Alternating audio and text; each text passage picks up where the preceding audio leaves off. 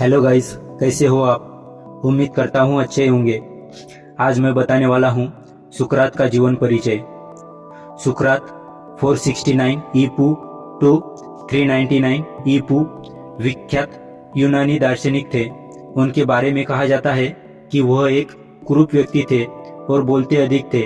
सुकरात को सूफियों की भांति मौलिक शिक्षा और आचार द्वारा उदाहरण देना ही पसंद था। सूफियों की भांति साधारण शिक्षा तथा मानव सदाचार पर वह जोर देते थे और उन्हीं की तरह पुरानी रूढ़ियों पर प्रहार करते थे। सुकरात ने कभी कोई ग्रंथ नहीं लिखा। तरुणों को बिगाड़ने, देवनिंदा और नास्तिक होने का झूठा दोष सुकरात पर लगाया गया और इसके लिए उन्हें जहर देकर मारने का दंड मिला। परिचय। सुकरात का जन्म एथेंस के सीमा प्रांत के एक गांव में हुआ। उनके पिता सोप्रोनिस्कस संगतराज थे और उनकी माता दाई का काम करती थी। सुकरात ने अपना जीवन एथेंस में व्यतीत किया था। प्रारंभ में तो सुकरात ने अपने पिता के व्यवसाय में हाथ बटाया और उनकी सहायता की। बाद में वह सेना की नौकरी में चले गए। वो पेटिडिया के युद्ध में वीरतापूर्वक लड़े थे। अपनी वार्ताओं के कारण सुकरात अपने समय के सबसे अधिक ज्ञानवान व्यक्ति समझे जाते थे। कुछ समय तक सुकरात एथेंस की काउंसिल के सदस्य भी थे। वहाँ उन्होंने पूरी ईमानदारी और सच्चाई के साथ काम किया। उन्होंने कभी भी गलत का साथ नहीं दिया, चाहे अपराधी हो या निर्दोष। उन्होंने किसी भी व्यक्ति के साथ गलत नहीं होने दिया। विवाह। सुकरात के 2 विवाह थे। उनकी पहली पत्नी का नाम मायरटन था। उससे सुकरात को 2 पुत्र प्राप्त हुए थे, जबकि दूसरी पत्नी का नाम जेंथआइप, उसने एक पुत्र को जन्म दिया था। व्यक्तित्व। सुकरात देखने में कुरूप थे। उनके विषय में यह भी कहा जाता है कि वह बोलते अधिक थे। कुछ विद्वानों के अनुसार सुकरात को एथेंस में उत्पन्न महानतम व्यक्तियों से भी महान माना जाता था। सुकरात एक उच्च कोटि मनुष्य तो थे ही, वह 100% ईमानदार, सच्चे एवं दृढ़ संकल्प वाले व्यक्ति थे। वह धर्म के संस्थागत रूप को न मानकर धर्म के सिद्धांतिक पक्ष को मानने वाले थे। उनकी मान्यताएं ईसाई धर्म की मान्यताओं के निकट थी। सुकरात सुबह ही अपने घर से निकलकर लोगों को उपदेश देने के लिए निकल पड़ते थे। वह लोगों को सच्चा तथा सही ज्ञान प्रदान करके उनका सुधार करना चाहते थे। मानव सदाचार पर जोर। सुकरात को सूफियों की भांति मौलिक शिक्षा और आचार द्वारा उदाहरण देना ही पसंद था। वस्तुतः उनके समसामयिक भी उसे सूफी समझते थे। सूफियों की भांति साधारण शिक्षा तथा मानव सदाचार पर वह जोर देते थे और उन्हीं की तरह पुरानी रूढ़ियों पर प्रहार करते थे। वह कहते थे, सच्चा ज्ञान संभव है, बशर्ते उसके लिए ठीक तौर पर प्रयत्न किया जाए। जो बातें हमारी समझ में आती है या हमारे सामने आई है, उन्हें तत्संबंधी घटनाओं पर हम परखें। इस तरह अनेक परखों के बाद हम एक सच्चाई पर पहुंच सकते हैं। ज्ञान के समान पवित्रतम कोई वस्तु नहीं है। जीवन दर्शन। बुद्ध के भांति सुकरात ने कोई ग्रंथ नहीं लिखा। बुद्ध के शिष्यों ने उनके जीवन काल में ही उपदेशों को कंठस्थ करना शुरू किया था, जिससे हमें उनके उपदेशों को बहुत कुछ सीधे तौर पर जान सकते हैं। किंतु सुकरात के उपदेशों के बारे में यह सुविधा नहीं है। सुकरात का क्या जीवन दर्शन था, यह उनके आचरण से ही मालूम होता है, लेकिन उनकी व्याख्या भिन्न भिन्न लेखक भिन्न भिन्न ढंग से करते हैं। कुछ लेखक सुकरात की प्रसन्न मुक्ता और मर्यादित जीवन उपभोग को दिखलाकर कहते हैं कि वह भोगी थे। दूसरे लेखक शारीरिक कष्टों की ओर से उनकी बेपरवाही तथा आवश्यकता पड़ने पर जीवन सुख को भी छोड़ने के लिए तैयार रहने को दिखलाकर उन्हें सादा जीवन का पक्षपाती बतलाते हैं। धर्म संबंधी भ्रामक प्रश्नों का उत्तर देने के लिए उन्होंने प्रश्नोत्तर प्रणाली का प्रयोग किया था और कहा कि हम सब अज्ञानी है। सबसे बड़ा अज्ञानी तो मैं स्वयं हूँ, इसलिए मैं तुम सब में बुद्धिमान भी हूँ, क्योंकि मैं अपनी अज्ञानता के बारे में स्वयं जानता हूँ। आत्मा स्वयं ईश्वर है। आत्मा कभी नहीं मरती, शरीर मर जाता है। अंततः आत्मा को सर्वश्रेष्ठ गुणों से युक्त बनाओ, यही सत्य है। बुद्धि ही सबसे बड़ा सद्गुण है। बुद्धिमान व्यक्ति हर परिस्थिति में संतुलित रहता है। शिक्षित व्यक्ति उचित अनुचित का विवेक कर सकता है।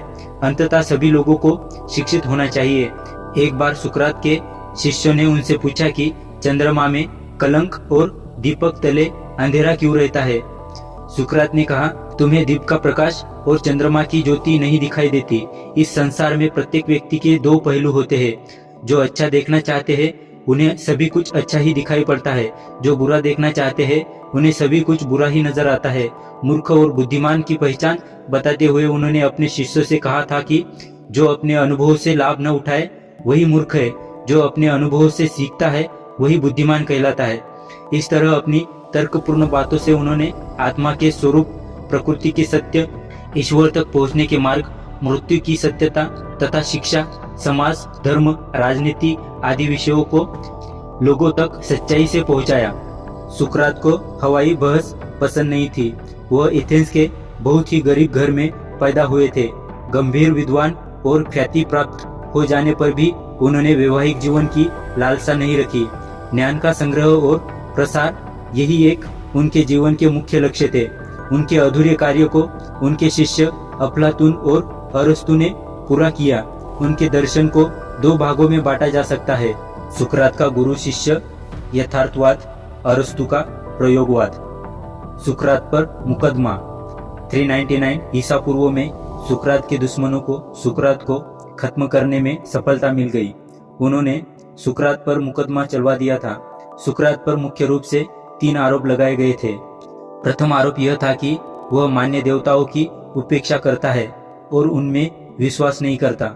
दूसरा आरोप यह था कि उसने राष्ट्रीय देवता के स्थान पर कल्पित जीवन देवता को स्थापित किया है।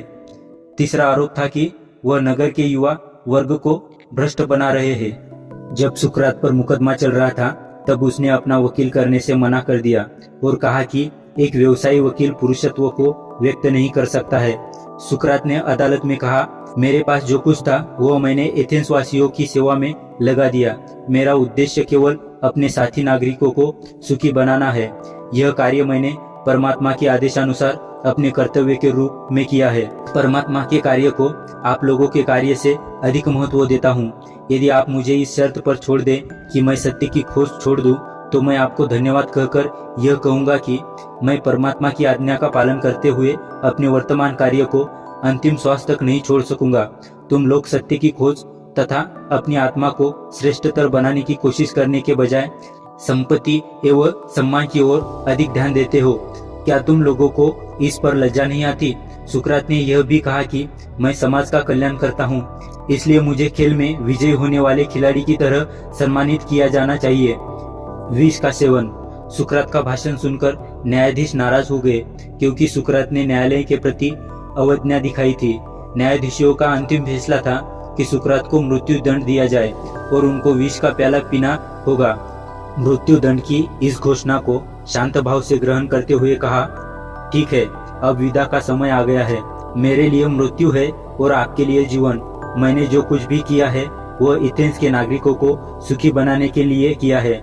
आप लोगों के आदेशानुसार मैं सत्य का साथ नहीं छोड़ सकता। सुकरात को जिस समय मृत्यु दंड सुनाया गया था उस समय एथेंस में धार्मिक उत्सव चल रहे थे। अंततः यह सजा उन्हें 1 माह बाद दी जानी थी, इसलिए उन्हें बेड़ियों से जड़कर कारावास में रखा गया।